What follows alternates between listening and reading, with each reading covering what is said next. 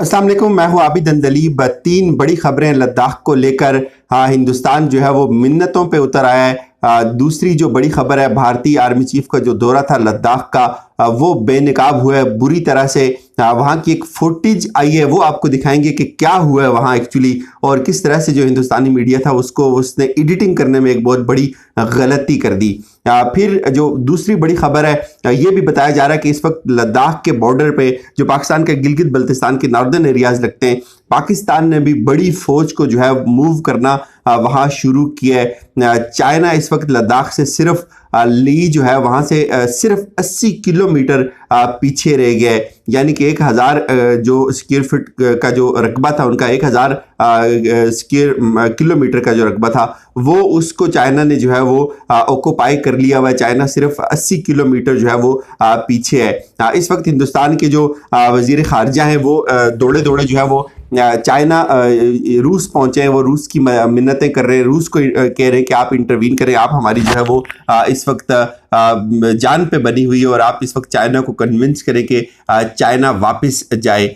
लेकिन इसका जो एक दूसरा पहलू है वो ये सामने आ रहा है कि इस वक्त लद्दाख के बॉर्डर पे हिंदुस्तान की जो फौज है, हिंदुस्तान की जो गवर्नमेंट है, उसने जो चाइनीज़ जो तिब्बतन है उनको जो है वो चाइना के खिलाफ उकसाने की एक कोशिश की है, उनको चाइना के खिलाफ जो है वो एक्टिव कर रहा है। हालांकि दूसरी तरफ अगर वही जो कश्मीरी हैं वो एक्टिव होते हैं हिंदुस्तान के खिलाफ तो उनको जो है वो एजेंट कहा जाता है और उनको टेररिस्ट कहा जाता है। लेकिन दूसरी तरफ जब अपनी जान पे बनी है उनको तो वो ये कह रहे हैं कि अब जो तिब्बतियन है उनको आगे लगाया जाए, उनको लड़ाया जाए इस वक्त जो है वो चाइना के साथ। और ये आपको पता होगा कुछ दिन 2 दिन पहले गालिबन एक तिब्बतन जो सोल्जर था उसकी डेथ भी हुई थी इसी जो है वो एक इसी फाइट के दौरान। जो बड़ा सबूत जो मैं आपको दिखाने जा रहा हूँ, जो एक जनरल उनके आर्मी चीफ हैं जनरल नरवणे, वो लद्दाख गए और लद्दाख में जाकर वहाँ क्या हुआ, क्या उनसे जो है वो बहुत बड़ी गलती हुई। जो उनके फौजी अफसर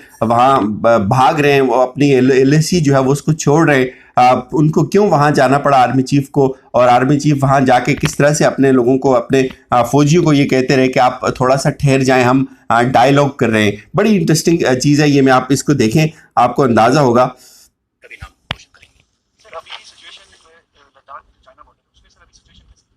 अभी जो LAC के ऊपर जो स्थिति है वो थोड़ी नाजुक है, गंभीर है, लेकिन हम लगातार इसके बारे में सोच विचार कर रहे हैं और हमारी सुरक्षा के लिए हमने कुछ एहतियाती कदम उठाए थे और इससे हमें भरोसा है कि स्थिति कायम रहेगी।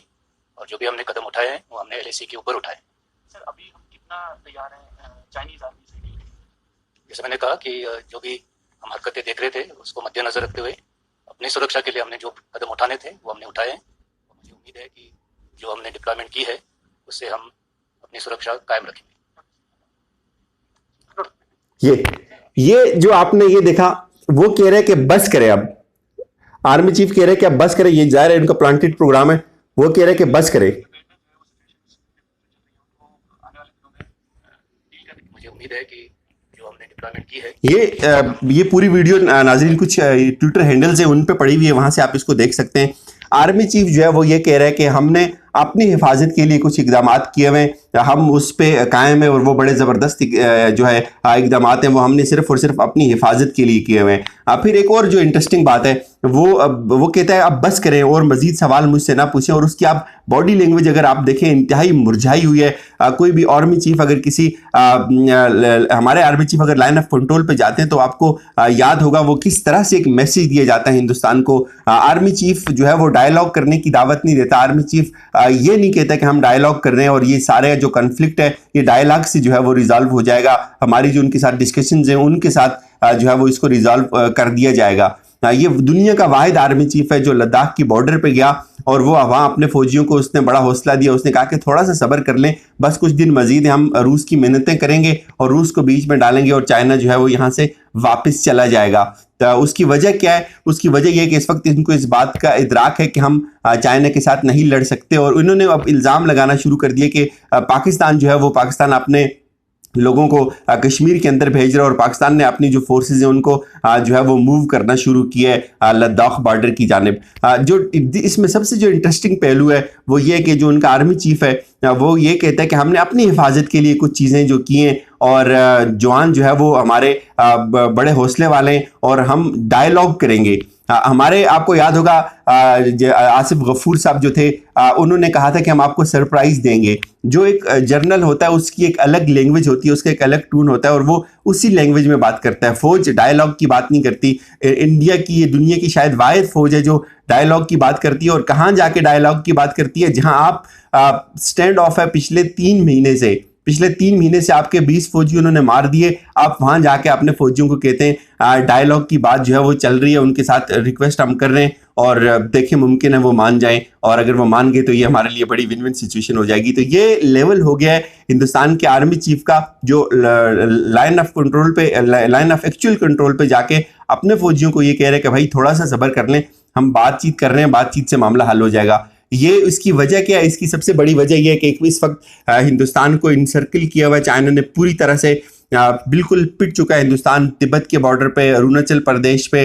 बांग्लादेश के साथ, नेपाल के साथ, इवन जो है वो अब ईरान के साथ क्या हुआ, कश्मीर के साथ, इवन पाकिस्तान के साथ, ये सारी की सारी चीज़ें किसी तरह से भी इस वक्त उनके फेवर में नहीं है। रूस की जो है इन्होंने मदद रूस से मांगी है और अब ये आर्मी इनके जो वजीर खारजा हैं वो राजनाथ इस वक्त रूस में हैं और ये उम्मीद की जाती है कि शायद रूस इसमें जो है वो इंटरवीन करे। वरना आपने हिंदुस्तान की जो एक्चुअल सिचुएशन है वो इस जर्नल की बॉडी लैंग्वेज से देख ली कि ये किस तरह के हालात का इनको सामना। ये खुद कहते हैं कि हालात LAC पे जो है वो बड़े गंभीर हैं। ये आर्मी चीफ जो ये आर्मी जर्नल है वो ये कह रहा है। अगर एक जर्नल की ये सिचुएशन है तो आप अंदाज़ा लगाएं जो बैटल फील्ड में होंगे, जो लड़ने वाले फौजी होंगे, उनकी क्या कैफियत होगी। और दूसरी जो सबसे शॉकिंग न्यूज़ है वो ये है कि पाकिस्तान पे अब ये बात की जा रही है कि पाकिस्तान ने भी जो है वो अपने जो ट्रूप्स हैं उनको जो गिलगित बल्तिस्तान के एरियाज़ हैं उसकी तरफ जो है वो मूव करना शुरू किया। और उनके जो साबिक जो आर्मी चीफ थे जनरल बिपिन, वो ये कहते हैं कि हमें इस बात का इदराक है कि पाकिस्तान जो है वो कोई बड़ी हमारे साथ शरारत कर सकता है, लेकिन हम दोनों महाजों पे लड़ने के लिए तैयार हैं। हम देख रहे हैं, हम उनके साथ, पाकिस्तान के साथ भी लड़ सकते हैं और हम चाइना के साथ भी लड़ सकते हैं। ये जवाब दिया है हिंदुस्तान ने चाइना को। और जवाब कैसे दिया है? 118 जो एप्स थी जिसमें वो एक PUBG थी जो पाकिस्तान में भी बैन हुई थी कुछ वक्त के लिए, फिर उसको अदालत ने बहाल कर दिया, उसको बैन किया हिंदुस्तान ने। और हिंदुस्तान ने ये कहा जी कि ये जो ऐप है ये हमारे जो नेशनल सिक्योरिटी है उसका एक जो इशू हो सकती है, इसमें ये साइबर अटैक जो है वो इससे हो सकता है और इसलिए जो है वो उसको हम बैन कर रहे हैं। और मजीद 118 एप्स बैन की। जवाब किस तरह से दिया? अपने 20 फौजी मरवा के कि उनकी एप्स बंद कर दी। चाइना ये कह रहा है कि इन्होंने WTO जो है उसकी जो रूल्स हैं उसकी खिलाफ वर्जी की है। इन्होंने हमारी बैन्स को हमारी एप्स को जो है वो इन्होंने बैन किया है। ये जो इस वक्त जो पाकिस्तान के लिए मैंने पहले भी कहा था कि विन विन सिचुएशन है वो